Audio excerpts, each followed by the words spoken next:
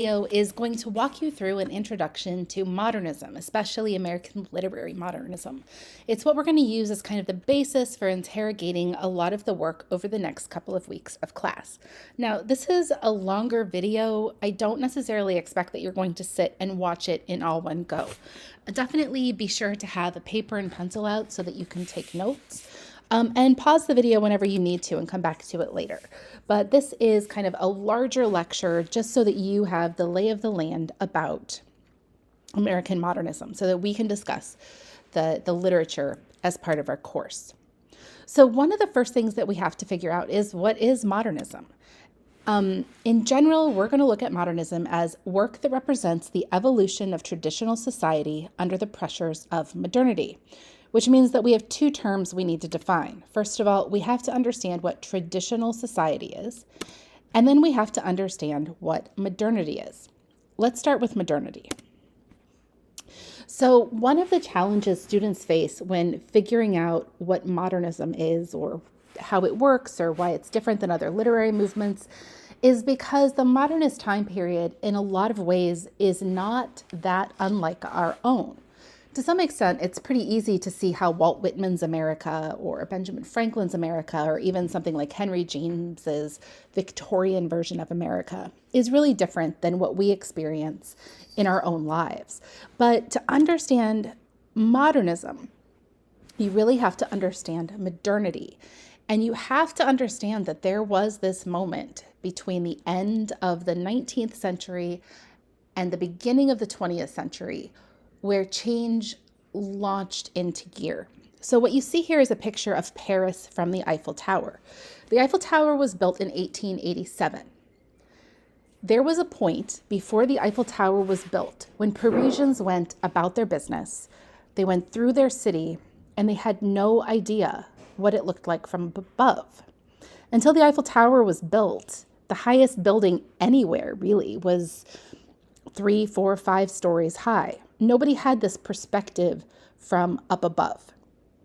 So that's 1887. By the time we get to World War I in 1914, the entire world has undergone just a seismic shift. You think about all of the different things that happened in that time period. In 1890, we have wireless radio. Out of nowhere, out of the air, magically, voices can come, telegrams can be sent. The first skyscraper is built in 1902 in New York. That's the Flatiron Building, right? That skyscraper is about 23 stories high, and that was seen as a complete folly. They totally made fun of it. They called it the Flatiron Building, and everybody thought it was going to fall over. Nobody had seen New York from the sky before then. Flight, 1903. The Model T, 1909, and then transcontinental travel, 1914. So all of these changes really worked to make the world seem like a suddenly very different place. It became a lot smaller altogether. And there were certain historical moments that really affected how people reacted to modernity. The first one is World War I, or the Great War. There was also industrialization and the growth of urban centers, the massive increase in new technologies that happened from about the 1880s, 1890s into the 1940s, and different political and social changes that really transformed both international culture, but especially American culture. So let's look at some of these historical contexts. The first one is World War I, the Great War, the war to end all wars. If you don't know a lot about World War I really encourage you to take a look at some of the resources that will be posted in the Canvas site. But the thing that you have to understand about World War I is that it created this kind of new death. Because of the technology, because of how the war was undertaken, this kind of strange combination of old-fashioned warfare where you lined up in trenches and new technology that could kill people from miles away, there was this thing that they called new death. The amount of casualties in World War I, the types of casualties in World War I were something that had never been seen before.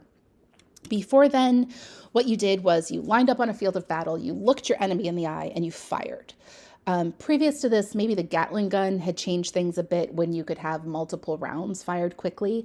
But by the time we get to World War I, the machine gun is an established fact.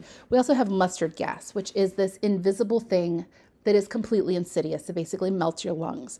And your enemy doesn't have to be anywhere close to you to launch a mustard gas attack. This means because of long-range ballistics and long-range missiles, your enemy can destroy you and you don't even know where they are.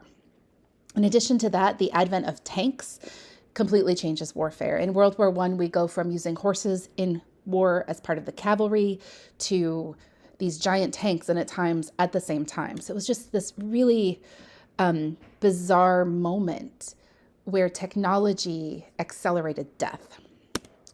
If we thought of war as a glorious way to die for your country, bravery, courage, all of those things that the poets and the artists have depicted, World War I transformed that. Dulce est decorum et is a poem by one of the war poets, and it makes fun of this idea that it's sweet and glorious to die for your country. The whole poem describes what it's like to basically die in a mustard gas attack. Many of the writers who are modernist writers were ambulance drivers or soldiers in World War I. So World War I becomes a really big force as part of modernism. Also part of modernity is this reaction from industrialization. So in the later half of the 19th century, we get the movement from kind of a handmade society to an industrialized society, and workers are flooding to the cities. By 1919, by the end of World War I, 2/3 of America lived in towns or cities of at least 25,000 people or more. So instead of these kind of rural hamlets, we have larger cities where people are smushed together with other people that they don't necessarily have a lot in common with, including immigrants. So immigration also increases, especially in America at this time. There's a lot of immigrants coming from Southern Europe instead of the Anglo-Northern Scandinavian Germanic countries. And these immigrants don't look like us or don't look like traditional Americans. These are your Sicilians, your Greeks. They have darker skin, darker hair. Because of immigration, you get the reaction to immigration. While most immigrants were only interested in assimilating to American culture and becoming Americans, there was still this fear that they were going to change the national culture. So there were a lot of reactions to try to keep a traditional white Protestant Anglo culture intact, including the 1924 Immigration Act, which basically outlawed Chinese or Asian immigration and put very strict caps on the number or the percentage of people that could come from countries. So basically, immigration could only be 2% of the general American population. And this was to prevent the kind of muddying of American waters. In addition to changes in where people lived and who they were living with, huge technological innovations, as I said before. The Model T came about in the first decade of the century. The Model T was revolutionary. It used that industrial revolution, and it changed American culture. The automotive was active. You could get into a car, you could go somewhere, and then the road is really going to become this long-standing metaphor for American life. But other things helped make a national culture as well, including affordable magazines and books. Might not seem like a lot to have affordable magazines and books, but before about 1900, 1910, if you owned a book, maybe you owned a Bible, you didn't really have reading materials in your home. But as those become less expensive to produce, less expensive to ship because of transportation technologies, suddenly more people have access to different types of culture. Wireless radio and telegram, flight is going to completely transform the world between the turn of the 19th to 20th century and World War II. If you think the Wright brothers, they make their first flight in 1903. By 1939, we have bombers and fighter jets and all sorts. We have like a war in the air. So just in the span of about 30 to 40 years, completely transforming how we travel, how we get around. The phonograph made music accessible to people who didn't ever have it before. Before the phonograph, if you weren't able to actually go and afford a night out at the orchestra or a night out at the opera, you didn't have music in your life. And now people as far away as like the Middle West could hear a New York symphony. Film also, it brought the world closer and more vibrant. In addition to our technologies, politics and culture made massive transformations during this time. The big question was, what will the future look like? And everybody wanted to be the one who got to decide. So during this time period, you have women's rights movements and the suffragettes, and you also have at the same time the 19th Amendment, which in 1920 gave white women the right to vote, completely transformed women's lives. There is also during this time an anti-leftist reaction against communism and the Red Scare. Part of that is a reaction to immigration, but part of it is also just a reaction of trying to keep traditional American values. Expatriate life becomes really, really important, especially in the period after World War I.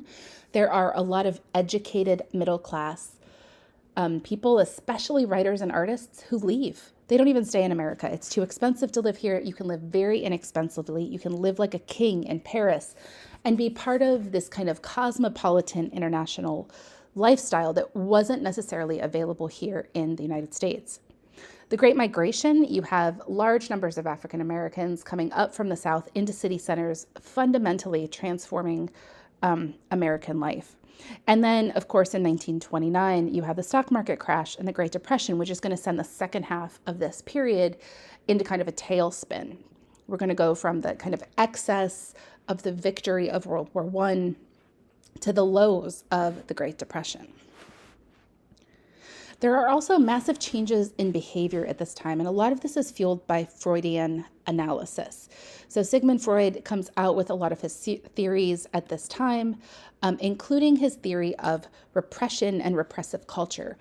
Basically, he talks about all of the hysteria, any kind of mental illness is a result of sexual repression. And a lot of the art, a lot of the literature is going to deal with this idea, really take it seriously that we are repressed and we need freedom. There is also kind of a movement towards a new bohemia. So if we think of like a Parisian bohemia of the 1890s, of the turn of the last century, where peace and love and beauty and truth are kind of the values, by the 1920s, we really get a new bohemia. It's a very youth culture. It's very focused on internationalism. It's speed. It's newness. It's everything bright and shiny and fast about the new century. There's a lot of changes in terms of sexual freedom. Now, because of suffragettes getting the right to vote, because women are more in the workplace, there's a sense of greater sexual freedom for women especially. You see the beginning of gay enclaves, LGBTQ persons who identify in a variety of different ways are suddenly appearing publicly in especially urban centers like Paris or New York. They're still not mainstream at this point. It's still very dangerous to be completely out.